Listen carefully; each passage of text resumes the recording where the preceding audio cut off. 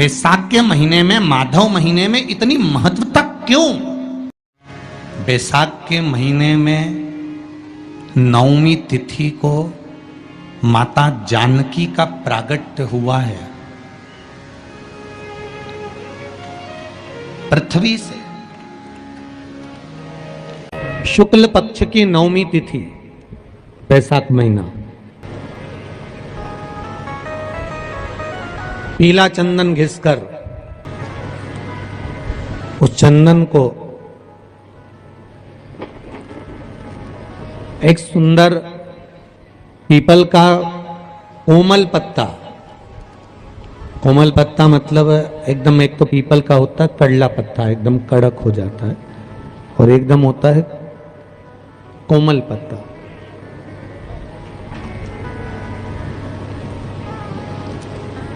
उस पीपल के कोमल पत्ते पर पीला चंदन घिसकर, जो वह चंदन होता है, उस चंदन को घिसकर उस चंदन को उस पत्ते पर रख ले। और महाराज उस पत्ते को मध्याह्न के समय पर, जैसे जब सुबह के समय पर सारी पूजन हो जाए, अर्चना हो जाए, भगवान शिव के मंदिरों में जल समर्पित हो जाए, उसके बाद में जब बाबा एकदम आनंद में विराजे हों, तब जहां शिवलिंग रखा होता है,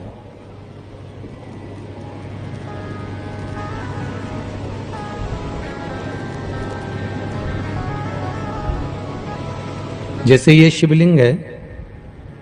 और ये कटी भाग जहां शिवलिंग रखा हुआ है, इस कटी भाग पर जहां शिवलिंग रखा है उसके पास में ही 3 उंगलियों से चंदन का लेपन उस कटी भाग पर करना है। जो उंगलियां लगी रहेगी उसी को अशोक सुंदरी वाली जगह पर स्पर्श करना है, और अशोक सुंदरी वाली जगह पर स्पर्श कर कर कुछ देर तक चंदन लगे रहने देना है। उसके बाद में उस चंदन को वापस निकाल कर लेकर आना है। कटी भाग पर जो लगाया गया है उसको भी निकाल कर वापस लेकर आना है। फिर बाबा का स्नान नहीं कराना है, केवल चंदन लेकर आना है, उसी पीपल के पत्ते पर रखकर एक डिब्बी में उस चंदन को आप रख लीजिए। कुछ दिन, जिसकी नेत्र ज्योति कमजोर है, चश्मा लग रहा हो, श्रवण शक्ति कमजोर हो, सुनाई कम दे रहा हो, उसके कंठ से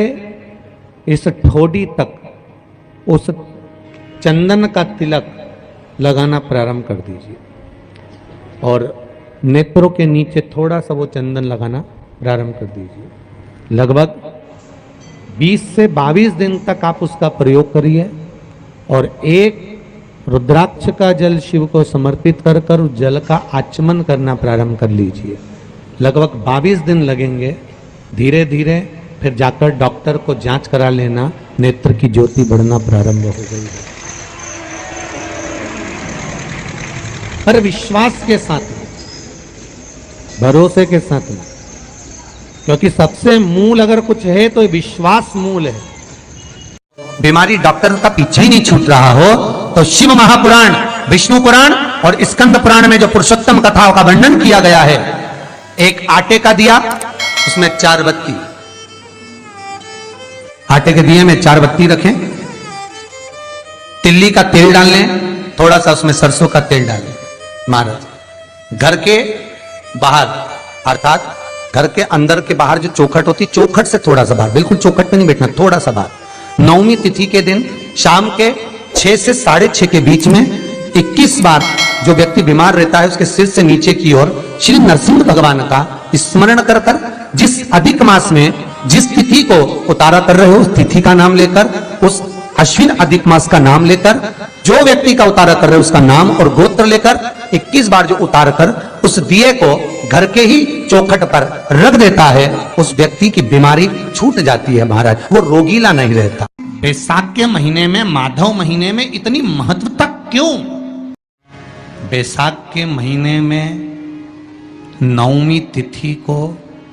माता जानकी का प्रागट्य हुआ है।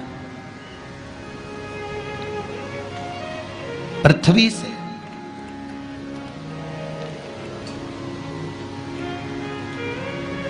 कभी एक विचार करिएगा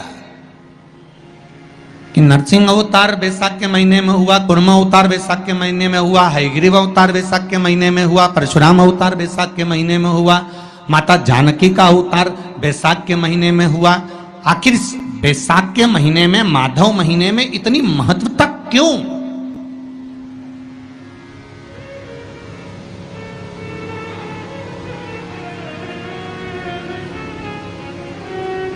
बैसाख के महीने में पड़ने वाली एकादशी, चतुर्थी, प्रदोष, अमावस्या, पूर्णिमा, शिवरात्रि,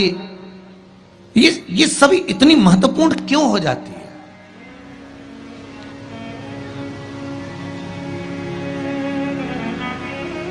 इसकी महत्वता इतनी प्रबल क्यों हो जाती है? किस लिए? क्योंकि बैसाख का जो महीना पड़ता है,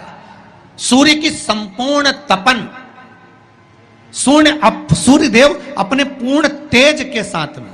पूर्ण तेज के साथ में मृत्यु लोक के निवासियों पर, चाहे जलचर हो, थलचर हो, वायुचर हो, चाहे जो जीव हैं, उस पर जब किरण फेंकते हैं तो संसार का जो मनुष्य है उस पर जब ताप पड़ता है तो ताप पड़ने के कारण उसके मुख से भगवान का नाम निकल ही जाता है, स्मरण नाम निकल ही जाता है। जब उसके मुख से भगवान का नाम निकलता है तो वो भगवान की शरणागति खुद ग्रहण कर लेता है,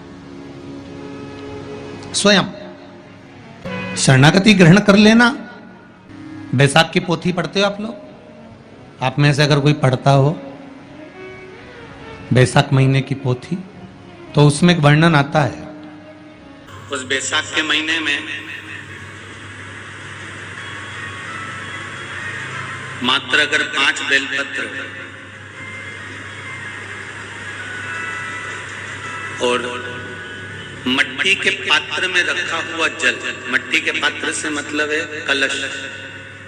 जो माटी का जो कलश होता है आपके घर में जो रखा हुआ है, ये जरूरी नहीं है कि वो नया ही खरीदना पड़ेगा,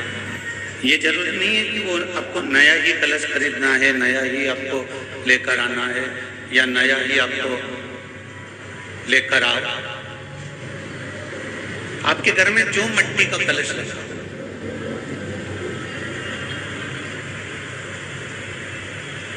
जो माटी का कलश आपके घर में रखा हुआ, 5 बेलपत्र, मट्टी के कलश में जो जल भरा हुआ हो वो जल तांबे के पात्र में डालकर शिव जी पे 5 बेलपत्र अशोक सुंदरी वाली जगह पर, जो आप लेकर आए हो 5 बेलपत्र, वो अशोक सुंदरी वाली जगह पर समर्पित कर मट्टी के पात्र का जो जल है वो जल बैसाख के महीने में